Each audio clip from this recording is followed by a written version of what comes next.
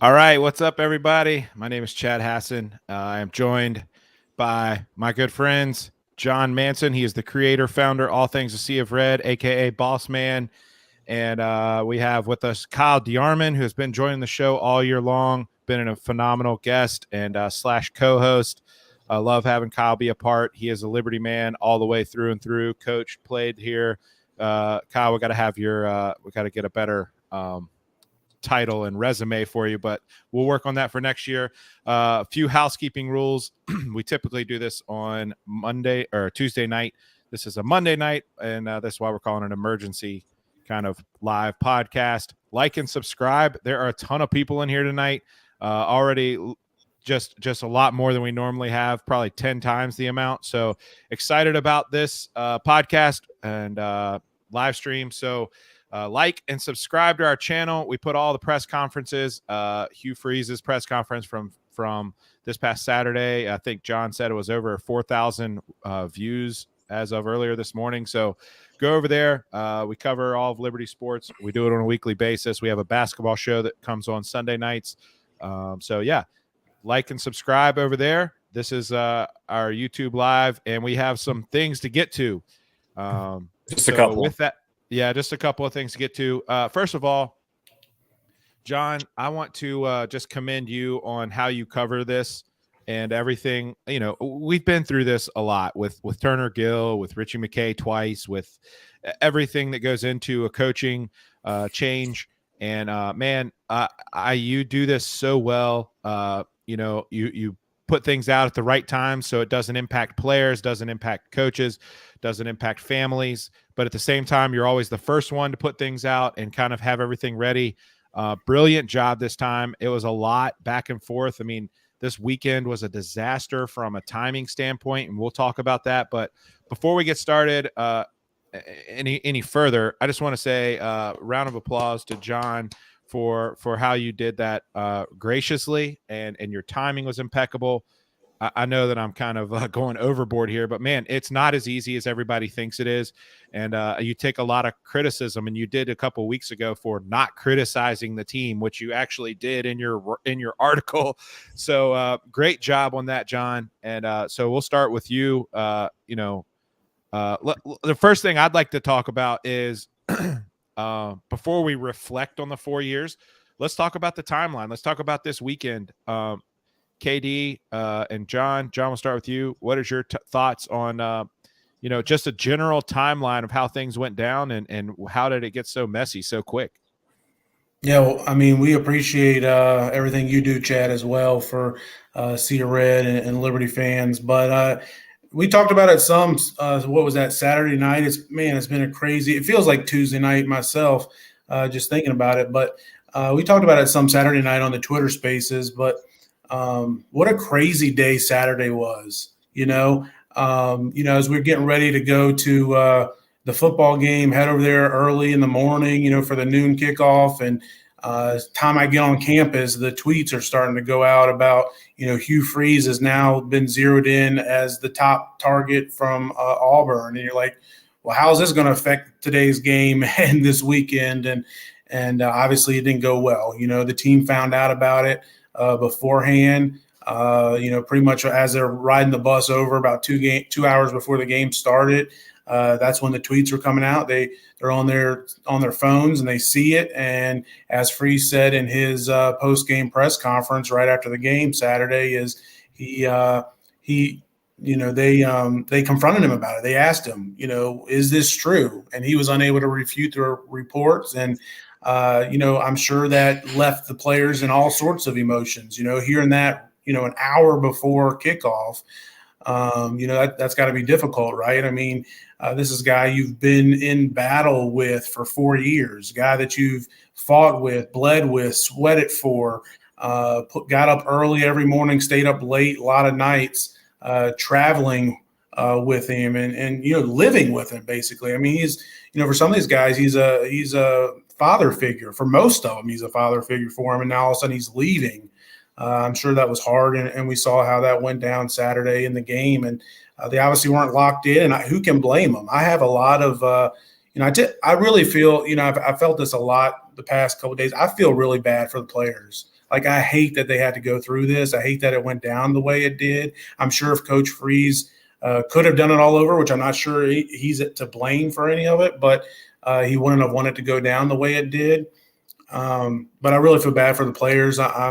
I know there's a lot of good guys in that room, the great leaders, great young men, and, they'll be fine. They'll get through it fine, but I'm sure it's been a tough couple of days for them. I'm sure it's a tough night. I mean, they literally just found out from their head coach 2 hours ago, officially, I am gone, right? At 6 o'clock, they had that team meeting. So, yeah, I'll stop there. Could talk a lot, but we'll get into it.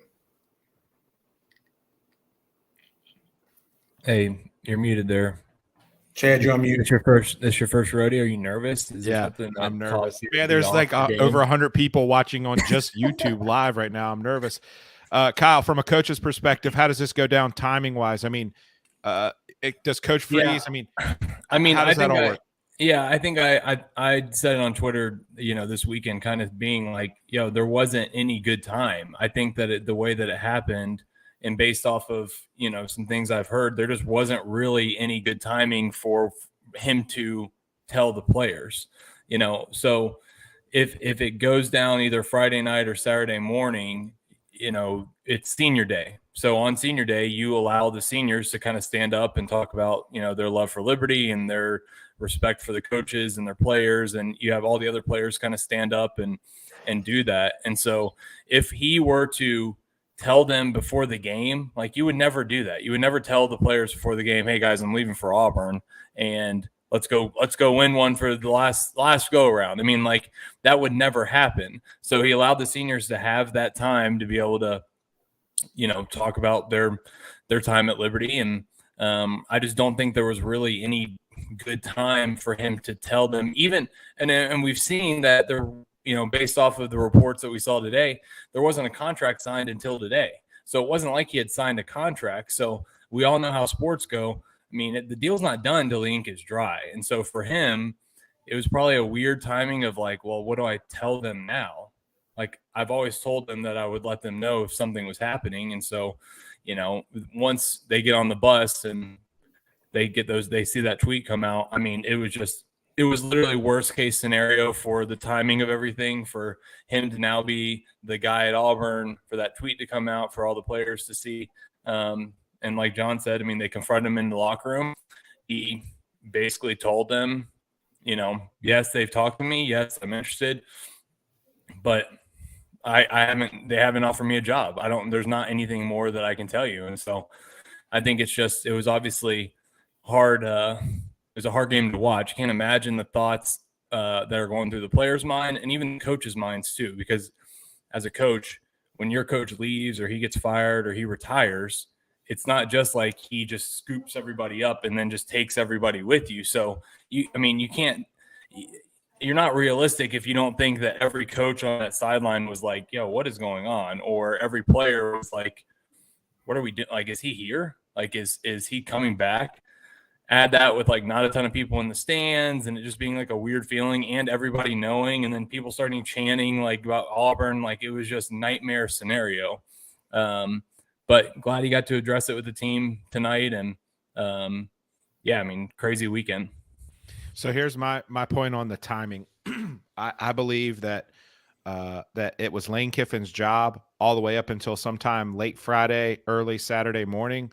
Lane met with his agent basically sometime between now and then and confirmed, no, I'm not going to Auburn. I'm staying at Ole Miss. I believe that had to do with family, mostly. But at the same time, he told him not. So Freeze goes from number 2 to number 1 sometime Friday night or Saturday morning. I believe it was Saturday morning. And so he's prepared to, be the number 1 candidate, which he hadn't been this whole time. Yeah, they've been talking to him for 2 weeks, but that was more of a vetting process that they had to get started. That wasn't like, I'm sure there was some talks in there, but it was always as he was the number 2. So that going from number 2 to number 1 happened Friday or Saturday night. You kick off at noon, and then Pete Thamel releases a tweet at like 2 hours before kickoff that says, hey, Freeze is the guy at Auburn. So the players see that on the bus ride on the way over, and in the locker room before they go out, they're like, hey, coach, tell us about this. We see this. What happened? You told us you would always tell us beforehand. And I had no doubt in my mind that Freeze regrets, hates the way that it went down Saturday. No doubt. Like he would not, I don't think he was slimy. I don't think he did anything shady. I think it was just bad timing. He was in a bad spot, and in that moment, did he have the exact right words to say? Would he change what he said in the locker room pregame? Maybe. But in that moment, I think he was just trying to be as honest as he could. He wasn't offered a contract, and yes, he was interested in that job. So, all right. That was about timing. I want to get both of your thoughts on why would a coach who has had so much success at Liberty and talks about loving it here, talks about his family, loving it here, talks about being at peace and having a great family life, work balance, has everything set up for him to run the table and win the Conference USA and a clear path to a New Year's Six Bowl / expanded playoffs. All of that stuff going on, making, what is reported to be $5 million a year, average $5 million a year over the next 8. Great contract situation. Seems like he's really well resourced here. Why would a coach, why would Freeze entertain the idea of going to the SEC to Auburn, in your opinion, John? Yeah, I'd love to hear Kyle's opinion on this too, but from a guy that worked with him for 3 years, right? And from a coach's perspective, but getting to know Hugh over the past 4 years, he's an ultra competitor. I know people say money makes you, walk and that sort of thing, and money talks and everything. It's really not about the money, in my opinion, for Freeze. I mean, sure, he's going to make more money. Great. Yeah, what they say, $1.5 million more. Which yeah. I mean, but yeah, you're exactly right. I mean, to me, yeah, exactly. To us, it's a lot, but that's a lot of money. But when you're making $5 million a year and you're living in Lynchburg and you have zero pressure and you're playing in a Conference USA moving forward that you should be at the top of, I don't think it's the money. It's about competing for national championships. That's what it's all about. That's why he wants the job. And I can't fault him for that. I mean, if he thinks he can go there and it's a gamble on himself. I mean, he could go there and it could fail, in 2 to 3 years from now, he's out. I mean, that's a very real possibility. I mean, he's going up against Saban in Alabama. He's going up against Lane at Ole Miss, who he's got that thing rolling already. And you don't think Lane's going to be recruiting hard against Freeze on the recruiting trail for those Mississippi guys? Texas and Oklahoma are coming in, and it looks like LSU. Yeah, at LSU. I mean, it's going to be tough. I mean, to get a winning record is going to be a tough go of things. But Freeze is a gamble on himself. But Freeze as the ultra competitor, and he's said it since he's been here. He said, "I believe in myself. I've won everywhere I've been." So he's going to Auburn to play for national championships. And, he's not going to be coaching for 20 more years. I mean, how many more years does he have? 5-7 years left that in a perfect world, he probably would coach. And if he can make one last crack at trying to get a national championship, then, hats off to him. And hopefully when that day comes, I'll feel like I'm at the point that I can, watch the game and cheer for him. Not sure I feel that way today, but it'll change as time goes on. Kyle, same question. What motivates a guy like him to leave? Well, I mean, I think it's two things. I think Auburn is one of those places that it's a, blue blood collar. I mean, it is like the top of the top when it comes to college football programs. It's up there. I mean, they've won a national championship and they have the resources to do it again. And I think that as a competitor drives him. I think what drives him, is to kind of right the wrong. I mean, he always talked about how they were, this close to going to the SEC championship when he was at Ole Miss. I mean, if that Arkansas behind the back throw doesn't happen, I mean, they're in the SEC championship game, they have a chance to win it, and they go to the national championship. I mean, there's so many things. I think he's been there before, so he knows how to do it. So he knows what he would do differently than he did before. And then, secondly, the family, with Jordan and her husband Mark being down there, they live there. She went to Auburn. It's a place that Coach Freeze and Miss Jill would like to retire. I mean, it makes sense from all of those, perspectives. He was never going to go. And guys, he had opportunities every year that he's been here to go elsewhere. And he turned it down. He said no. He knew that he was only going to get in it if he could be at a place that could win a national championship. He wasn't going to go to any school that couldn't do that. And so I think that was something that really drives him. And that's why when Auburn came calling, it piqued his interest because everything made sense. All right, John, something you said kind of piqued my interest, and I'll have a thought about this too, but you said, hopefully you'll get to a point where you can cheer for him in a national championship game. Kyle, you're probably already there where you're kind of rooting for the guy no matter what, just because you coached with him and you're friends with him and all that kind of stuff. John, what is what's it going to take, and why do you have this gloomy feeling? And I'll go with you too. So, but you go first. How about that? Well, look, it's no secret that, I'm all Liberty all day, right? And man, you make me get emotional on this. But look, I trust, I respect Hugh Freeze a ton, right? I really do. And I'll pull for him eventually. But at the same time, you're either for us or against us. I mean, I hate to say it that way, but that's how I feel today. I'll pull for Hugh Freeze one day. I still, consider him a friend, and I'll, always think kindly of him and text him. I've texted him already, and I look forward to talking to him again. But, put on that red, white, and blue, and let's battle. If you don't have the red, white, and blue on, that's fine. Good luck. Woo. Well, I didn't know it was going to go there. Your mom did make a comment. I'm not going to throw that up right now in this moment, but I will say I echo the sentiments, John. I love Coach Freeze and what he did for us for 4 years. But as he told me several times, you're either with us or you're against us. And I don't know if I have it in me to pull for Auburn. That's totally different than wishing that he sucks there or that he fails there. I don't wish that at all, but I also don't just have it in me to pull for him. Yeah, it's not we're gonna watch Auburn games. It's not gonna make any difference on your allegiance on Saturdays or who you cheer for or games you're checking or anything like that. Yeah, so it's just different. I will say that. He was very good to us at a Sea of Red. He was very good to me personally. He was very good to all of us really in this chat. So no ill will towards him that way. But when it comes time, like he always used to say, when you lock the cages on those Saturdays, it's like I could care less. I'm not a huge Freeze fan at all at that point.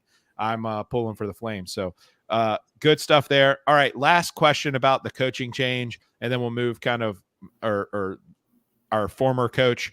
Let's look back at his over the 4 years that we've had with Freeze and maybe talk about I agree with you, Tim. I'm going to throw that comment up here. I agree with you. Everyone is checking Auburn scores and watching games next year. And I think that's just out of out of curiosity, not of hey, I'm a big Hugh Freeze fan. Well, and I think from my perspective too, like having friends who are on the staff, and I mean, it's guys that I'm lifelong friends with. You know what I mean? When you go to battle with these guys and you're basically around them for 100 hours a week, and I mean, your wives are hanging out together because they're not seeing their husbands, like you become like family with them. And so I care about them. And so if those guys are with them at Auburn, then I'm going to be like wanting Auburn to win because I want them to be successful. I want Coach Freeze to be successful, obviously, but like I have a little bit different take on it just because of my relationship with the staff and those guys. Yeah. And so I don't think there's not a wrong take. There's not like, but I think the one wrong thing is if people were like, basically screw him, I hope he fails and loses every single game. It's like, guys, look what he did for our program, and like where he brought us, and we're now one of the top group of 5 programs, and we got, so many people kind of wanting to be here. Yeah.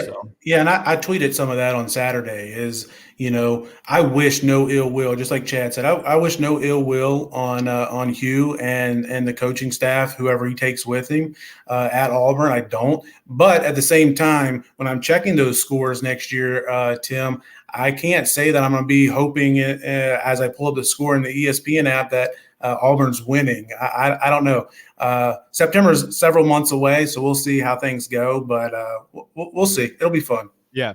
So, all right.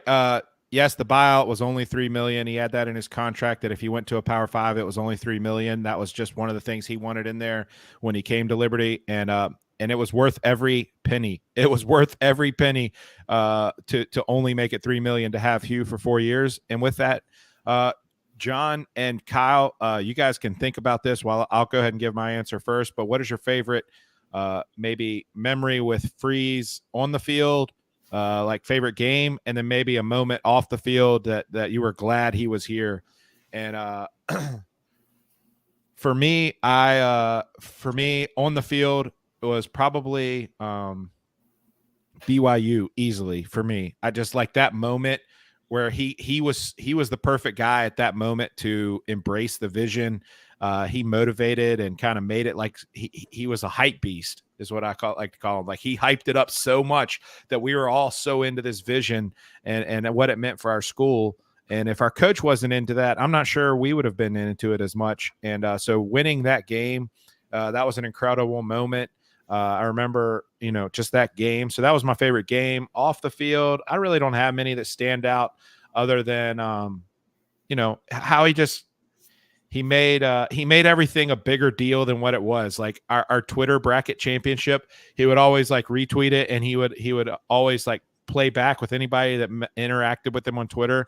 And I think the thing off the field that I love most about Hugh and appreciate for his 4 years, the level of fan engagement on Twitter specifically, but all over, is incredible. What he did, like I said this several times, what every non-Liberty fan says to me around town that I talk to is he gets it. He gets it. He gets it. They kept saying that over and over. And it was all about how he uses social media, how he plays the media, how he kind of communicates with fans. That was so important to where we were as a program. So those are my two things. BYU, loved every second of that game. And then overall, just what he brought from a community engagement and helped us build this thing. I mean, me in particular, the number of times he would quote tweet or put or mention me or things like that. He was doing that just to throw me a bone. It wasn't like he was like he would do that just to throw me a bone every once in a while and say, hey, thanks for what you're doing. And I appreciated that. So I loved how he used Twitter, and I loved how he engaged fans that way. And so those are my two things, on the field, off the field. John, what do you got? Yeah, there's a lot, and I've got an article that I, started to write today, but I couldn't. I just wasn't ready to write it. But it's just, how will we remember the Hugh Freeze tenure at Liberty from a Liberty perspective, Liberty fan perspective? I wasn't quite ready to write that today, but we'll get that out hopefully tomorrow. There's so many. It's hard to choose just one. But Chad, I had a blast. I know you will too. At the 2019 Cure Bowl. that was so much fun. It was the first time we'd ever been to a bowl game. You and I made the trip down there. We're down in Orlando in December and sitting by the pool, and it's 80 degrees and palm trees, and we got shorts and flip-flops on, sitting by the pool with the laptop out writing articles, and you're over here having a drink or two, just Kool-Aid, of course, but asking, John, keep pumping out that content, you're sitting here just enjoying yourself. I'm like, sure, Chad, got it, man. But that trip was so much fun. I'll never forget that trip. And then not only that, but then we go and win the bowl game. And it made that one trip was probably one of the best fan experiences I've ever had. And because of that trip, I've promised myself I will do everything I can to be at every bowl game Liberty ever plays in. And it's so much fun. Obviously, COVID kind of took it away, but it was a lot of fun. And that Cure Bowl trip was the first year. It was something I'll never forget. Kyle, you probably have a little bit different perspective. Something on the field. What game do you remember? What speech do you remember? What moment do you remember out there in practice? And then maybe an off the field moment with you and Freeze that you're like, man, I'll remember that. He was a good dude. There's probably too many memories on the field. I think about, the bowl games were awesome. The way that he did bowl games were so fun for the players and the coaches. I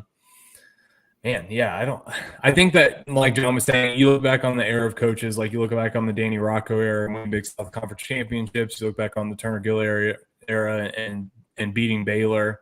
We're going to look back on the Hugh Freeze era and look at all the big games that he won. Syracuse, first ACC win, first SEC win. Just doing all of those things. I think on the field, we're going to look back on it. Off the field, though, it was great. He was great to me as a assistant coach with them, and I appreciate everything he did with me. I don't think that I've won instant. 2019 Cure Bowl, our Christmas party was a lot of fun. So maybe that was a lot of fun. Awesome. So here's how I'll sum it up is one thing is I love what he did and I thank him for what he did. But at the same time, I am so motivated to show that we can do it without him because, the narrative was nationally, hey, Freeze built that. Freeze did this. Look what Freeze is doing. Look what Freeze is doing in Lynchburg. Sometimes they wouldn't even say Liberty or Flames. They would just say Lynchburg and Freeze. And it's like, Feinbaum, you're thinking, oh, gosh, we're going to be on Feinbaum and get all this national exposure. And it's just like, hey, Freeze, tell us about Ole Miss. Freeze, tell us about Nick Saban. Freeze, tell us about this. Oh, Freeze, how's your season going with you and that team over there in Lynchburg? And I was just like, man, get over it. Like, he is a good coach, and he deserves every accolade he got on those shows. But at the same time, I'm ready to do it and say, look, if the next dude comes in and he does it, guess what? It's no longer Freeze. It is Liberty built this program, or Liberty has this program that you can go in and win all these games. And so it's no longer like when recruits are talking to them, it's like, hey, you can come play in my offense. You can come play for me. I win everywhere I'm at. That narrative changes really quick. If the next coach comes in and wins, it's like, hey, not only we're a winning program. So I'm excited for that opportunity, but also grateful for the first 4 years and the foundation that he laid to get us here. So any final thoughts on how we got to this point, and then we'll talk a little bit about what's next. No, I agree with what you said. I'm ready to move forward. Liberty football will be fine. There's no other person I'd rather represent us as an athletic director today than Ian McCall. And, nobody. He's one of the best athletic directors in the country. He'll get the right guy. And from what I hear, there's guys lining up to come over and take this job. Current Power 5 head coaches, current G5 head coaches, coordinators from all over the country. They're lining up to take this job. We'll get a good coach. And can I say this? We may get a coach better than Hugh Freeze. Yeah, I think that's possible. Let's talk about the timing of our head coaching search. First of all, before we get into the timing, the next thing I want to talk about is the caliber of job this thing has become over 4 years. John just said people are lining up. We're looking at how much our coach is going to make. We're looking at the opportunity to win, the facilities, the support, the fan engagement, everything. I would call it one of the top G5 jobs in the country, if not the top one. And I know of Power 5 guys who are asking if they, are eligible to come back to this G5 level because of the opportunity they have here to come in here and win for 4 years. And guess what? Your name's going to be called at the top premier, top 5, 10. So let's talk about the caliber of job. Kyle, how has that level of job risen? I mean, back when Turner left, I think our candidates were retreads and basically like guys who maybe have proven a little bit in the FCS level, but we didn't have that many candidates. Much different than what it is today. Yeah, I think it's a lot different today. I mean, let's just go to talking about our candidates now. It's obviously different than today. It's all, it is completely different. I think that there's a lot of guys who, like you said, they want to be here. I've had people reach out to me asking me, hey, I'm connected with so-and-so and he's interested in the Liberty job. And he's a sitting group of 5 head coach. I mean, you have a lot of guys who are ready to come here. One, because of the money, the facilities, the ability to win in Conference USA. Liberty is prime for the picking when it comes to having players. And I think Ian did a great job with the players, telling them, hey, hold on, just wait, because the transfer portal is a little bit different. So just don't do anything until we get a head coach, and we're going to get a head coach soon. So I think all the guys are going to kind of sit around and wait. And from who I've talked to, that's kind of what they're thinking is, I'm not going to make a decision until the head coach is hired, which is awesome. And that speaks volumes to their respect for Ian. And they know what type of place this is too, because the guys that we've recruited have gone on visits and seen other places and know, man, Liberty's got it way better. So I'm just going to hold on here, and I trust Ian. He's going to hire somebody great, and we're going to just keep this thing rolling. John, what caliber of job, like just the difference, like when you're putting together these candidate lists that you put out today, and we'll go over that in a minute, but what's the difference here? Like, are you seeing like, hey, we're scrounging for guys versus like, this is a desirable job here now? No, it's exactly like I just said is, they're current FBS head coaches that would rather be at Liberty than where they're currently at. Power 5. Yeah, even Power 5 coaches. Yeah. And G5 coaches that have had success, that have Power 5 aspirations and Power 5, been linked to open Power 5 jobs, that are throwing their head in the rink for Liberty's head job. So, and if you look at the resources, I put the list out there of 9 guys who, I think, I would expect one of those guys to be Liberty's next head coach. Could be wrong. There could be somebody outside of that list, but that's who I would expect it to be, one of those 9 guys.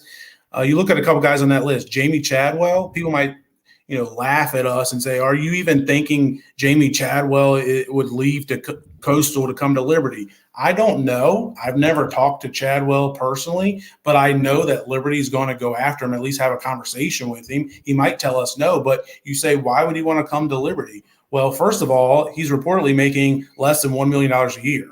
So, we were just paying a coach that left upwards of $5 million a year. We could double or triple his salary and still be saving money. Not to mention he's coming into a place with much better facilities, much better resources in addition to his own personal salary, staff salary, things for players, training tables and all this stuff. And let's be honest too, Conference USA is not as good today as the Sun Belt is. So, he can come to a place with more resources, make 2 to 3 times more money he's making now, and have an easier path to a conference championship.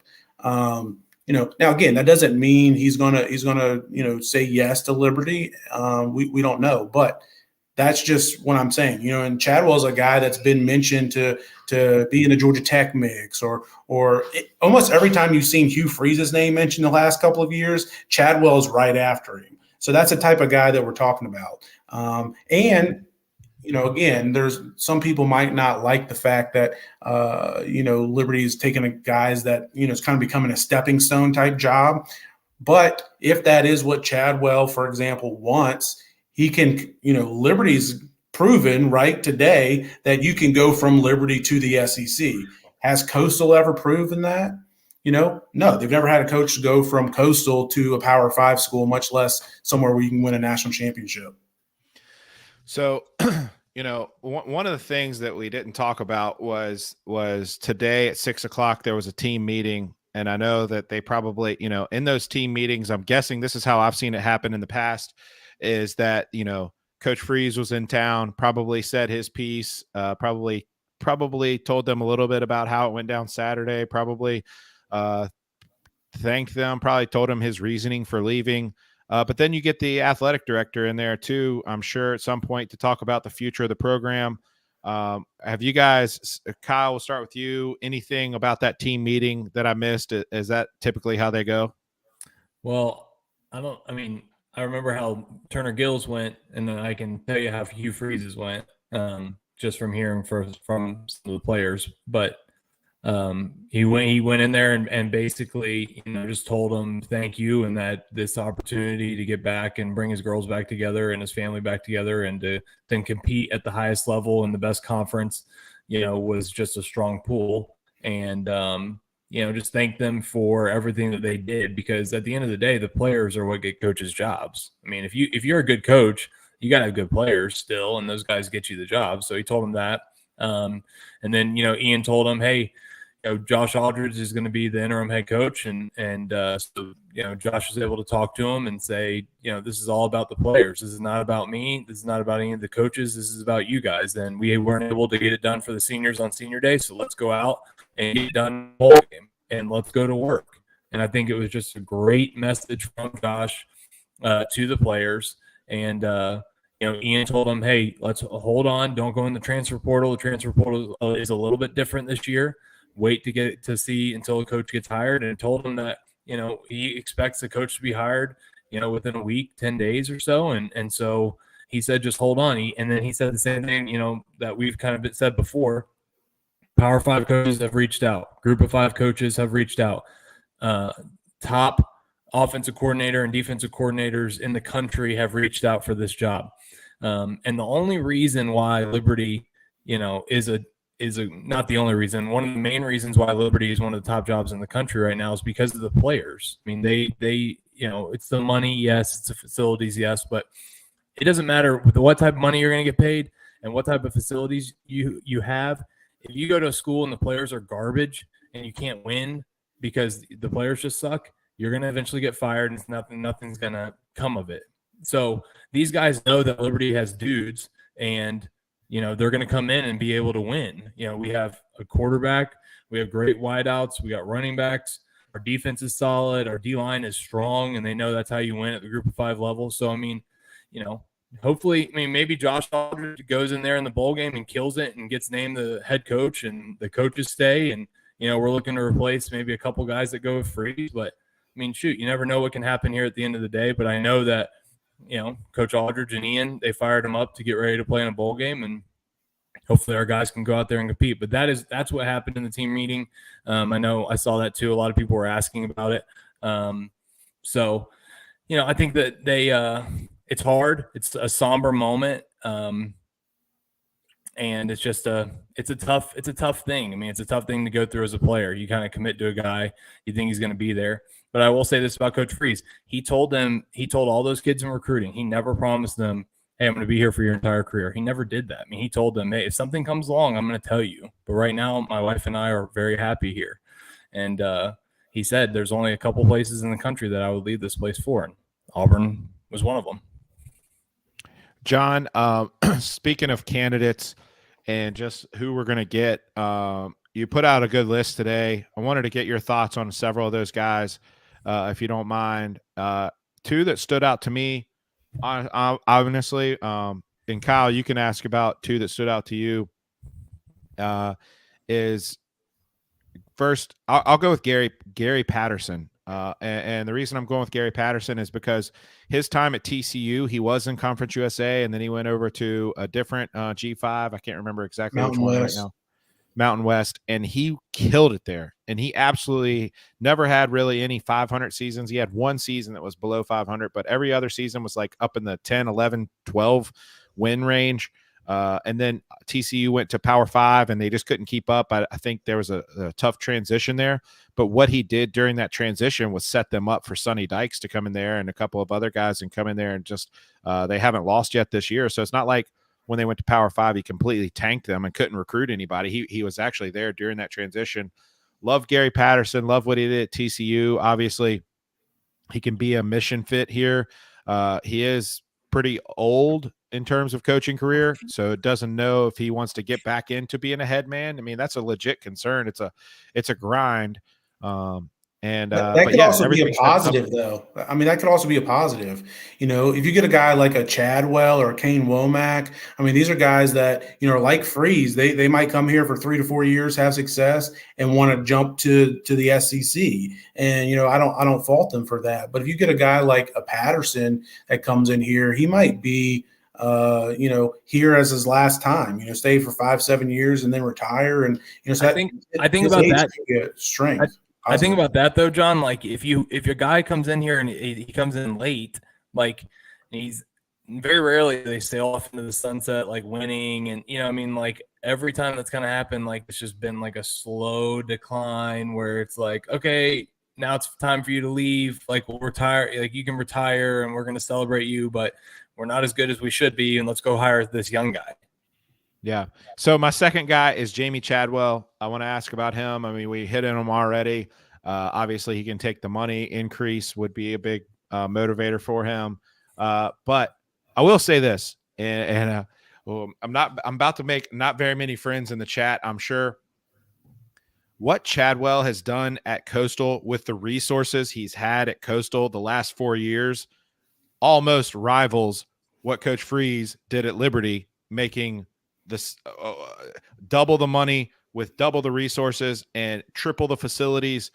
Obviously it's two different jobs. So there's pros and cons at both, but what Chadwell has done the last 4 years at Coastal and what he did at Charleston Southern before that, Charleston Southern was a rat hole.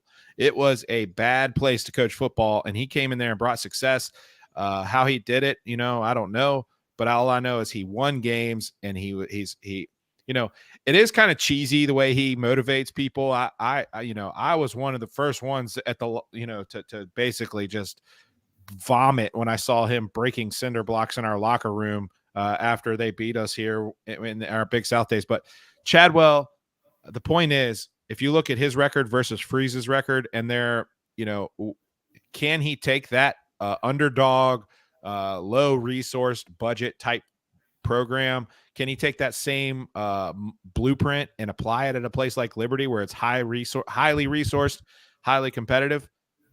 I don't know. So that's my thoughts on Chadwell. John, anything to add about Chadwell? Can he, would he, could he, all that? Yeah, I mean, you hit it. I mean, Chadwell has won everywhere he's been with less resources. He's won, and he and Kyle can chirp in here too, but at Charleston Southern, Kyle's been and coached at and played on that. Yeah, he's been there, coached there, played there. There's nothing I remember just a few years ago, they actually got lights to play games at night. I mean, that's what we're talking about. It's a dump, literally. And he built that thing to where they came into Liberty when we were, begging to get into FBS and completely destroyed us 2 years in a row. And, he did that at Charleston Southern. And then, like you said, he goes to Coastal Carolina. And look, nobody in this podcast tonight likes Coastal Carolina, right? None of us do. We despise them, of course. But if we're honest, when they went to the FBS, I was like, they're going to fail. They're going to fail. They don't have the resources. They don't have the support. They don't have the stadium. But Chadwell has gotten the job done. And like you said, Chad, they've been every bit as good as Liberty over there, 4 or 5 years since they've moved. All right. As I know. That's enough. I'm just being honest. I'm just being honest. I know. He's gone off the deep end. He's gone off the deep end. Yeah, I'm with you, man. Beat Coastal. I hate Coastal. Their coaching staff. There's several of those guys that if they came here, I would have to go back and find some tweets, and I would probably print them off and put them in their office and just say, "Hey, guys, what in the world was this? But it's like one of those things. It's like you hate them when you're against them, but you might love them when they're on the same team. I don't know, but I'm willing to give him a chance because he's a, all indication is he's a mission fit and he's a winner, and he has it going right now at a place, that we know well. And another thing that we should add about him is, like, I'm sure most everyone watching this, listening to this, has watched Coastal play. And again, take the Coastal name off of it. Their offense is fun to watch. I like their offense. It's fun to watch. This is so painful. All right, Kyle, get to your two names. I'm with you, John. Yeah. I saved one for you, so that one should be a home run. Who are you going to ask about? Okay, yes. I think that I really like a couple guys that were on your list. Specifically, I think that Tom Allen at Indiana, has done a really good job, and he's basically taken Indiana to where they can get to. He's a solid believer. He's not that old when you talk about like old guys. He gets those guys to play. When you look at go look at Indiana's Twitter feed and anything that's like behind the scenes, all the video. Those guys love playing for that guy. I think another guy is Kane Womack at South Alabama. I think that he's done an amazing job there. 10-1. They've dominated this year. A close loss to UCLA. I think they only lost by one to UCLA. So those two guys, I think I'd be all for. Thoughts on those guys, John? Yeah, I could get behind both of them.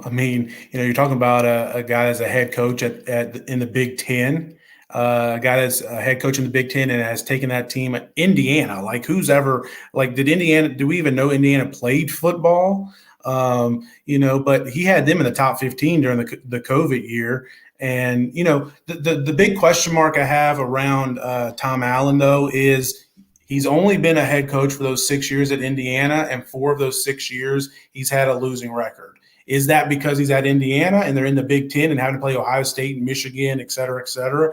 Yeah, it could be. And if he comes to Liberty, where they're playing a Conference USA, a much easier schedule than what you play in the Big Ten, could he be successful, more successful than he was there? Sure. Yeah, I believe that. Another thing about both of these guys, but since we're talking about Allen first, is he has he started his college coaching career with Hugh Freeze at Lambeth, so he knows Hugh Freeze, obviously, and he knows a lot of the guys on the staff. Yeah, so that's what I like about that too, John, is that, a lot of those guys, like you were talking about, he's coming from the Big Ten.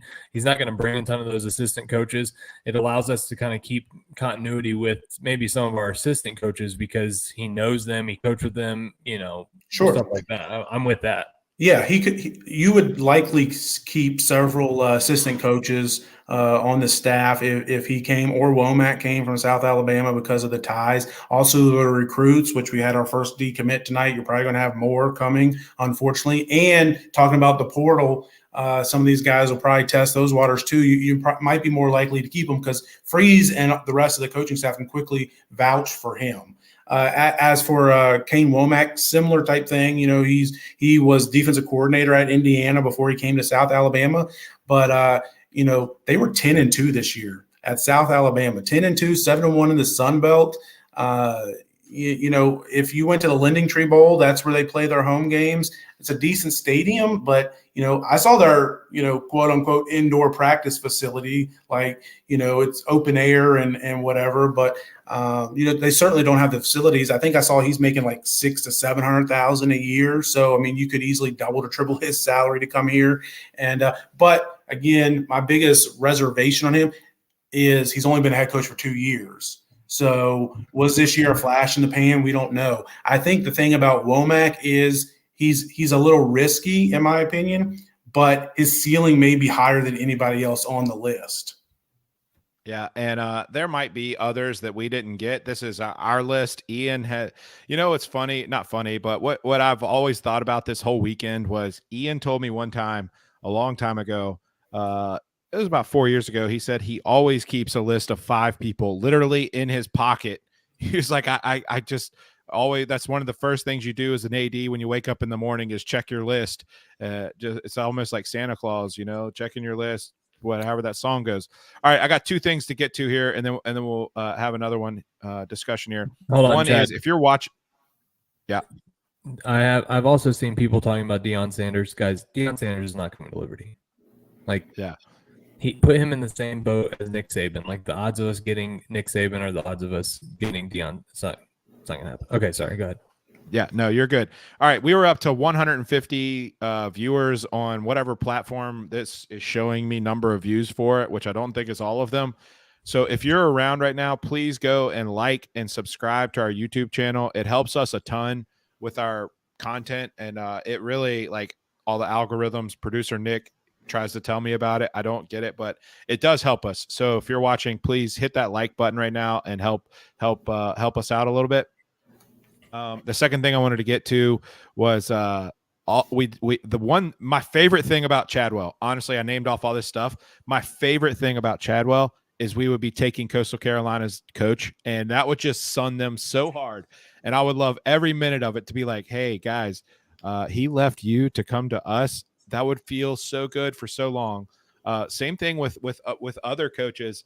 In the Sun Belt specifically. I know JMU's coach was on your list there. The best part about any of those guys coming here was just the prestige of our program being so much better than theirs, and I would love every minute of that. So, we probably should touch on the JMU coach, Kurt Signetti. It's obviously a big name, and what he's done at JMU has been very impressive. And that guy's been a winner everywhere. He's been a head coach for a long time. He was at Division II for several years, and they were competing on the national level, the IUP, and then he went to Elon, who's an average FCS program, was there 2 years, took them to the FCS playoffs both times, and now what he's been at JMU, I think 4 years, and what they did this year, like, again, we're talking about a team I loathe, but was very impressive. I mean, and they laid it to Chadwell and Coastal on Saturday, right? I mean, they beat them by several scores, beat the brakes off of them. So I think he would be a good candidate. One thing I don't know about him is I don't know him, like, as far as would he be a mission fit. I don't know that. I haven't studied him a lot. I do know that when we ended up getting Freeze 4 years ago, he was a guy that I had on my radar and was somebody I'd like to get. But I think that's when he ended up at JMU. But I think he would be a good fit. And again, seeing questions about who'd be the best mission fit, I can't really answer that. I don't think anybody on here can really answer that because maybe Kyle with a couple of guys if he knows them personally. But, I mean, I've never talked to these guys one-on-one, and I won't until after this process is completed. So, I mean, that's something we just have to trust and rely on Ian to determine which of these guys fits. But, it's hard for us to really answer that, right now. All right. So we've talked a lot about Freeze's tenure. We talked about the timing of how everything went down, how it impacted players, how it impacted coaches. We talked about if we're going to be able to cheer for Hugh Freeze going forward. We talked about coaching candidates. I think we've covered all of our bases here. So with that, we'll have some final thoughts here, and basically, just your general outlook on how all this went down, and where we go from here, and just what this means for the program. And we'll start with you, John. Go ahead, man. Yeah, well, I mean, we've talked about it a lot, but it's okay for Liberty fans, players, to be upset right now. I mean, that's a natural reaction. I mean, we're going through a breakup, right? I mean, that's just the truth of it. Okay, hang on. I got to read this. It was a sponsored tweet that I have to read. It says, this comes from not Malik Willis, Liberty_Flames_, and it's kind of exactly what you just said. It says, let's be honest. The day head coach Hugh Freeze stepped on campus, we knew it wasn't a lifetime gig. He was out of our league. Like a New York City 10 dating a Lynchburg 7. We were living on borrowed time. Don't cry because it's over. Smile because it happened. So kind of about the breakup situation there. Sorry to interrupt, but I had to get that paid tweet in there. Yeah. Well, I mean, it is like a breakup. So it's okay to go through those emotions of being upset, disappointed, mad, et cetera, et cetera. I've felt the full range of emotions over the past few days, the past few hours. But at the same time, we can still respect and appreciate what Freeze did. I mean, Liberty football is better off because of Hugh Freeze. Liberty football is a better job today than it was 4 years ago, primarily due to Hugh Freeze. So we should appreciate that, respect him, but at the same time also, be excited about the future. I'm extremely excited about the future. And Chad, I text you a couple times a day. Like, I'm excited. Like, I'm pumped up. I'm ready to go. I wish it was the first week tomorrow and we could start already after we got our head coach in place and our full roster finalized, because the sky is still the limit for this program. We're going to continue to rise. This will not slow us down. We're still the fastest rising program in FBS, and I look at it continuing that way. And I'm really excited. Like you said earlier, Chad, I'm excited to see, I'm excited to prove, kind of like Freeze said last spring, is he was excited to prove that he could get it done without Malik. I'm excited for Liberty to be able to prove that we can get it done without Hugh Freeze. Kyle, what you got? Yeah, I mean, excited about the future. I don't want to jump too far ahead. We still have a bowl game to play. We still have players that are on that team that are doing everything that they can. My message to Flames Nation would be to support the players, support the coaches who are here, who are working hard to try to win a bowl game. We're going to go to a bowl game. It's probably going to be in Florida, and we're going to play somebody who's fairly good, and we don't know who that opponent's going to be yet, obviously, or exactly where we're going to go, but man, support these kids. They've given everything to this program. And, at the end of the day, they're going to be all Liberty all day, just like everyone who's listening, just like we are in here. They're not going to Auburn with Coach Freeze. They're not going, wherever. They're if they decide to stay here, they're going to be a part of this program for the rest of their life. They may be on this podcast. They may be hosting this podcast in 10 years, But, I mean, these guys have given their all for this program. And so we need to do everything that we can to support them now, to get behind them and to cheer for them and try to get to the bowl game if you can, and support them on Twitter and let them know that you're thinking about them, and support Ian and his decision for the next head coach, because there's too many times where somebody, you can say whatever you want to say on Twitter. Obviously, you never get in trouble for it unless you're somebody and you get blocked or you get kicked off Twitter, but you can say whatever you want. So you may not love who the head coach is that Ian McCall picks, but support him, and get behind him and rally behind him. And I think that I'm just really excited about the future, but I'm also excited about this bowl game and the guys, really getting finishing strong and finishing the season strong and sending these seniors who have done so much for this program and sending them out on the right foot. So pumped about this the rest of the year. Obviously, I'm pumped about the future. I'm really excited to see where we go. Yep. Well said, both of you. I have one final thought here, and that is I think that the timing was perfect. I think when Freeze got here, we needed that figurehead. We needed that person that was larger than life. We needed that fantastic engagement person. And that's all we talked about for the last 4 years. Hugh Freeze, Hugh Freeze, Hugh Freeze. That's because Liberty wasn't there yet. We couldn't talk about Liberty that way. And now it's that the thing has changed. Like, I just think it was all, as Drake would say, as Malik would say, I think it was part of God's plan to kind of put us in a spot where we had Hugh Freeze for 4 years and we could look to him as a figurehead. I mean, he changed the culture of our fan base. Like, that is no small feat. When he came here, we didn't know how to cheer. We didn't know what we were talking about. We had no legitimacy. I mean, I wouldn't say no. Look, I'm not trying to disrespect everybody that's been around forever. I just know that he changed the culture of our fan base, and we needed that at that moment. The fact that he's gone, I do think that the next guy that comes in, things are going to be different in that regard. I don't think we're going to be saying, hey, this coach.